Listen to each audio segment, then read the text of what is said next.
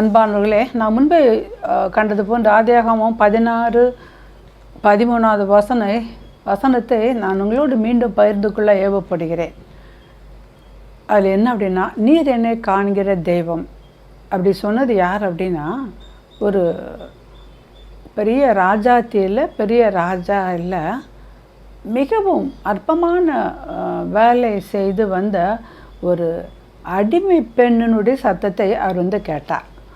ஒரு சமயம் என்னுடைய டிவி நிகழ்ச்சியை பார்த்து ஒரு சகோதரர் என்னிடத்தில் ஜெபிக்க கேட்டுக்கொண்டார்.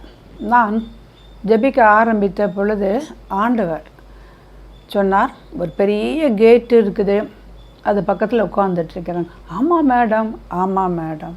இந்த கேட்டுக்கு பின்னாடி ஒரே ட்ரீஸ், மரமாக அப்படி இருக்குது, காடு மாதிரி இருக்குதா?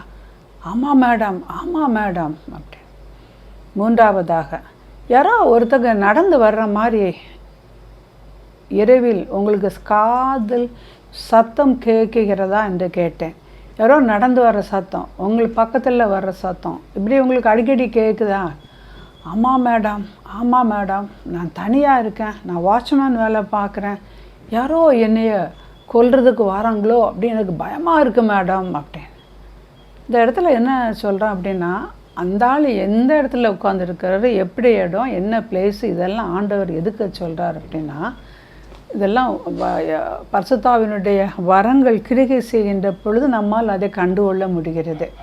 ஞானம், அறிவை பொதிக்கின்ற வரங்களை அதன் மூலமாக அது வெளிப்படுத்தப்படுகிறது. ஆண்டவர் சொல்கிறார், நீ பயப்படாத,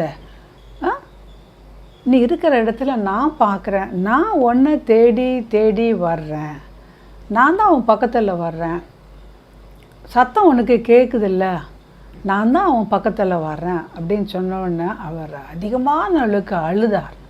மேடம், நான் ஒரு சாதாரண வாட்ச்மேன் மேடம், ஆனால் ஆண்டவர் என்னை பார்க்குறார், ஆண்டவர் ராத்திரி என் பக்கத்தில் வர்றார் மேடம், இனிமேல் நான் பயப்பட மாட்டேன் அப்படின்னு சொல்லி அவர் ஆண்டவருக்குள்ளே அதிகமான அளவுக்கு வளர ஆரம்பித்தார்.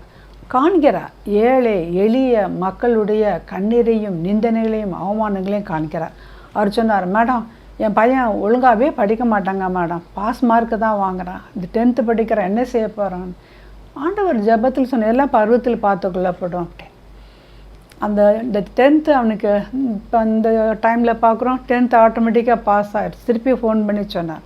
அடுத்தபடியாக, மேடம், என்னுடைய மகளுக்கு சிசரின் பண்ணணும் மேடம், மேடம் ரொம்ப துக்கத்தோடு இருக்கிற மேடம், எனக்கு பணம் இல்லை, கஷ்டம் அப்படின்னு. என்னால் நல்லா புரிஞ்சிச்சு, ஒரு ஏழை மனிதனால் சிசரின் பண்ணுறதுக்கு வாட்ச்மேனுக்கு மகளுக்கு பேர்காலம் பார்க்குறதுக்கு என்ன செய்ய முடியும்? ரொம்ப ஜெபித்தோம். ஆண்டவர் சொன்னார், பிறப்பிக்கிறேன், நான் பிறப்பிக்காமல் இருப்பேனோ அப்படின்னு. அவர் சொன்னார், மேடம், ஆண்டவர் என்னை பார்க்குறாரு மேடம், கடைசி நேரத்தில் எங்களுக்கு ஒரு பேர குழந்தைய நார்மல் டெலிவரியில் தந்தார் மேடம், ஆண்டவர் என்னை பார்க்குறாரு மேடம், நீங்கள் அந்த ஜெபமான நாளில் இருந்து நான் ஆண்டவரை குடும்பமாக உறுதியாக நான் பற்றிக்கொண்டேன் மேடம், நான் இருக்கிற இடத்த நீங்கள் முதல் சொன்னபோது எனக்கு ஆச்சரியமாக போச்சு. அன்பான சகோதர சகோதரிகளே, நாம் எப்படிப்பட்ட மக்களாக இருந்தாலும் கூட ஆண்டவர் நம்மை காண்கிறார், நம்மை விசாரிக்கிறார்.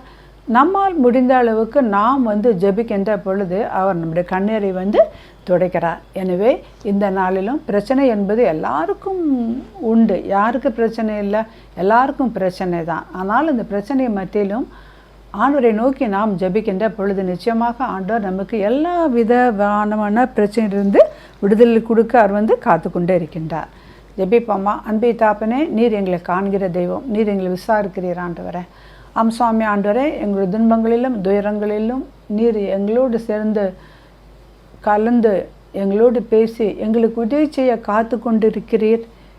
சுவாமி, எல்லா சூழ்நிலையிலும் நீர் எங்களை காண்கிற தெய்வமாக இருப்பதற்காக உமக்கு ஸ்தோத்திரம். தொடர்ந்து நிகழ்ச்சியை பார்க்கின்ற ஒருவரையும் ஆசீர்வதியும். ஆம்.